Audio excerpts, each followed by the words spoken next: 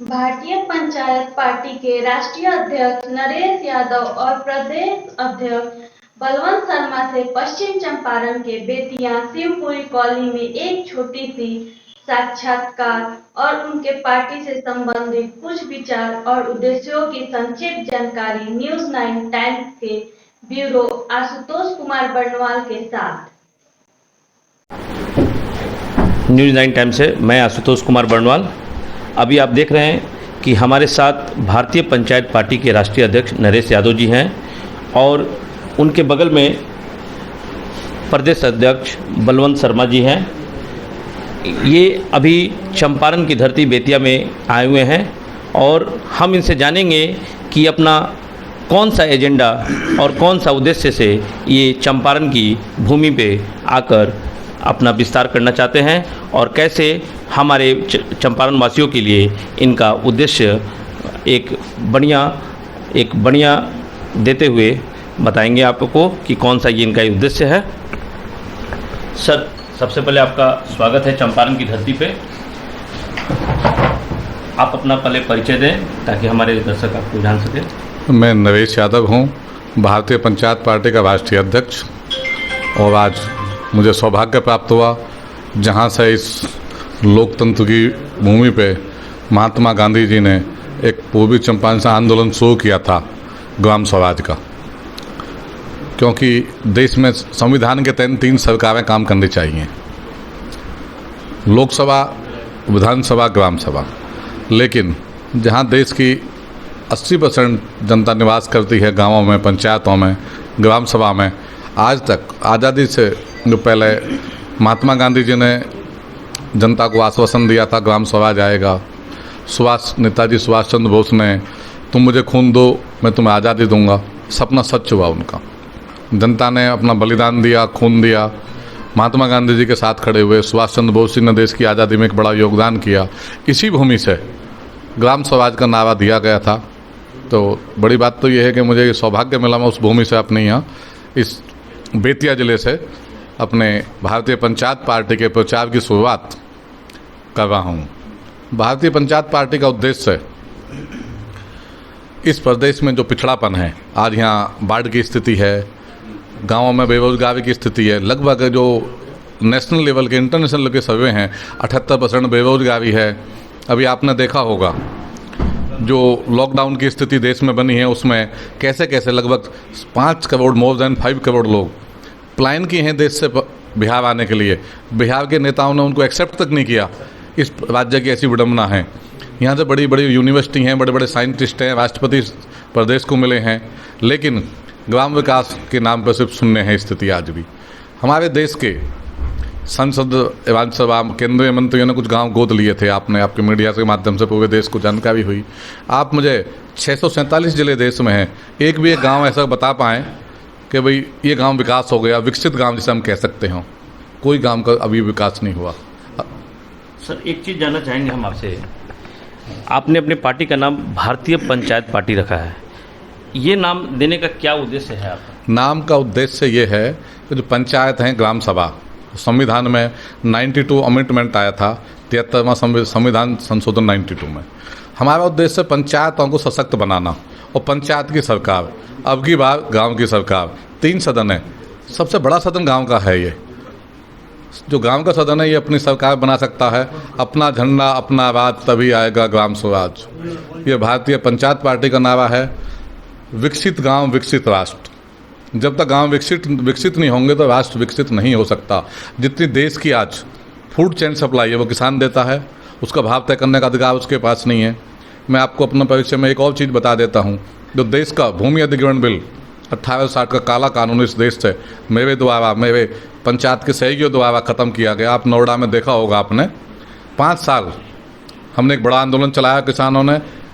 नया भूमि अधिग्रहण बिल 2014 में 1 अप्रैल से लागू हुआ है। उसमें लगभग सैकड़ों किसानों की हत्याएं हुई हैं।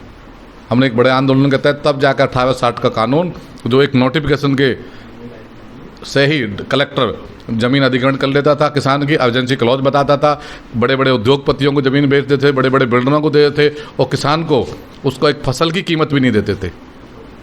इस देश में ऐसा एक्ट था 1860 का, किसी न्यायालय में अपील में नहीं जा सकते थे लोग। आप सर क्या पूरे बिहार में अपना सीट पे उम्मीदवार उतारने चाहेंगे?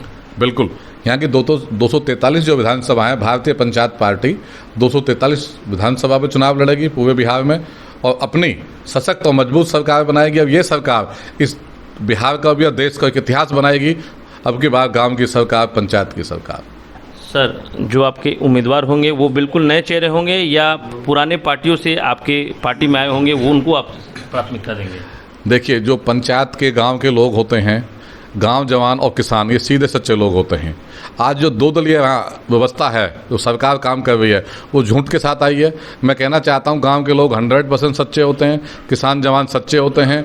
तो गांवों के बीच के अच्छे सामाजिक कार्यकर्ता, अच्छे पंचायत परिषद के लोग हैं या और भी सामाजिक कार्यकर्ता, उन्हीं के बीच का यहाँ का प्रत्याशी होगा। और एक्सपीरियंस सबसे ज़्यादा जो होता है वो सरपंच को होता है, मुखिया को होता है, पंचायत परिषद के अध्यक्ष को होता है। वो 24 घंटे काम करते हैं गांव के जनता के लिए, जनहित के लिए। तो ये योजनाएं जो आज सेंट्रल गवर्नमेंट से जो है ओवर रूल की जा रही हैं, सेंट्रलाइज की जा रही हैं, तो संविधान ये कहता है डिसेंट्रलाइज कीजिए, आखिरी आदमी तक आपकी जो सरकार की सुविधाएं मिलनी चाहिए। लेकिन यहाँ आखिरी फर्स्ट को नहीं मिलती, लास्ट को नहीं मिलती, सेकंड को, थर्ड वाला आदमी यूज कर रहा है सुविधाओं का। संसद यूज कर रही है। जो लोग वोट करते हैं गांव के, उन्हीं के खिलाफ विधानसभा में पार्लियामेंट में बिल पास किए जाते हैं, उनके अधिकार कम किए जाते हैं। तो ऐसी बड़ी विडंबना है। मेरे विश्वास है गांव के लोग, गांव के बीच से, क्षेत्र के बीच में किसान जवान इस पार्टी से चुनाव लड़ेंगे और देश के अच्छे अच्छे लोग चुनाव लड़ेंगे और वो जीत के विधानसभा जाएंगे। और विधानसभा में जब एक 80% लोगों का प्रतिनिधि होगा तो इस गाँव की आने वाले 5 साल में एक अलग ही रूपरेखा होगी। डेवलप गाँव होंगे, डेवलप देश होगा, डेवलप विकास होगा। आपने देखा भारतीय पंचायत पार्टी के राष्ट्रीय अध्यक्ष नरेश यादव जी ने बताया कि इस बार जो बिहार का चुनाव होगा वो पंचायत लेवल से होगा। पंचायत के जो सामाजिक कार्यकर्ता होंगे, जो अनुभवी कार्यकर्ता होंगे, उनको इनकी पार्टी भारतीय पंचायत पार्टी मौका देगी ताकि नए चेहरों के साथ बिहार का नया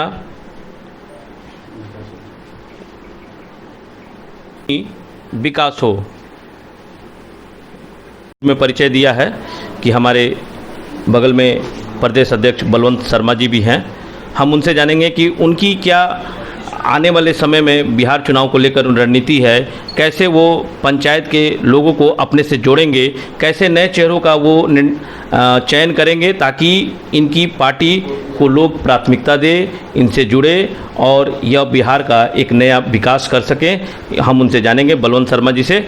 आइए हम उनसे जानते हैं। सर कैसे आप, चूँकि आप बिहार के प्रदेश अध्यक्ष हैं, इसलिए बिहार की जिम्मेवारी आपके ऊपर बिल्कुल। तो कैसे आप पंचायत स्तर पर जाकर आप नए नए कार्यकर्ताओं को और सामाजिक कार्यकर्ताओं को, और सबसे बड़ी बात है कि साफ और स्वच्छ छवि वालों को जोड़ेंगे, ये आपके ऊपर आता है। हमारे पार्टी का एक स्लोगन है, ग्राम विकास राष्ट्र विकास, अब की बार गांव की सरकार। हमारी जो अभी बिहार विधानसभा की जो रणनीति है, जिस पे हम लोग कार्य कर रहे हैं, वो टोटल जो है ग्राम उत्थान और ग्राम विकास पे कार्य कर रहे हैं, जिसका नतीजा ये है कि अभी के डेट में जो हमारे नुक्कड़ सभाएं हो रही है, जो भी सभाएं हम ऑर्गेनाइज कर रहे हैं पंचायत लेवल पे कर रहे हैं, जिससे पंचायत के कार्यकर्ता, पूर्व मुखिया, पूर्व सरपंच, पूर्व वहाँ के प्रखंड के जो कार्यकर्ता हैं, जो प्रखंड अध्यक्ष हैं या जो प्रखंड प्रमुख हैं, जिला परिषद हैं, इन सभी लोगों से जो है, इसमें जो किसी गैर राजनीतिक दल में नहीं हैं, जो भी सत्ता में नहीं जुड़े हैं, यानी जिन पे किसी तरह का सिटीजन का चार्ज नहीं लगा हुआ है, करप्शन का चार्ज नहीं लगा हुआ है, हम वैसे लोगों से संपर्क स्थापित कर रहे हैं। और बड़ी विश्वास और बड़ी उम्मीद है कि ग्राम स्वराज जिस पे हम लोग कार्य कर रहे हैं, ग्राम उत्थान की जो हम लोगों ने कार्य कर रहे हैं, उस पे हमारी सरकार बनेगी और पूरे बिहार में 243 सीटों पे हमने इसी तरह के चुनाव लड़ने हैं और इसी तरह के कैंडिडेट भी हमें निकाल के लेके आने हैं, जिस पे हमारा कार्य जो है आगे बढ़ेगा। और अपने पंचायत पार्टी की सरकार पुरजोर तरीके से पूरे 243 सीटों पे लड़ने का काम कर रहे हैं और सरकार बनाने की चेष्टा कर रहे हैं। सर आपके कितने जिलों में आपने पंचायत से अपने आप को, पार्टी को जोड़ा है? लगभग 90 प्लस अप्रॉक्स है पूरे संपूर्ण बिहार में। तो आपको लगता है कि आपकी चुनाव आते आते 243 सीट पे उम्मीदवार की घोषणा हो जाएगी? बिल्कुल। चुनाव से पहले हम घोषणा करेंगे। चुनाव से पहले हम अपने 243 सीटों का पूरा आपको आप लोगों के सामने उसकी पूरी लिस्ट होगी और सारी चीज़ें आप लोगों के सामने होगी स्पष्ट रूप से। दोस्तों, यदि आपने हमारे चैनल को अभी तक लाइक और सब्सक्राइब नहीं किया है तो आज ही हमारे चैनल को लाइक करें और हाँ, YouTube पे बेल आइकन दबाना ना भूलें।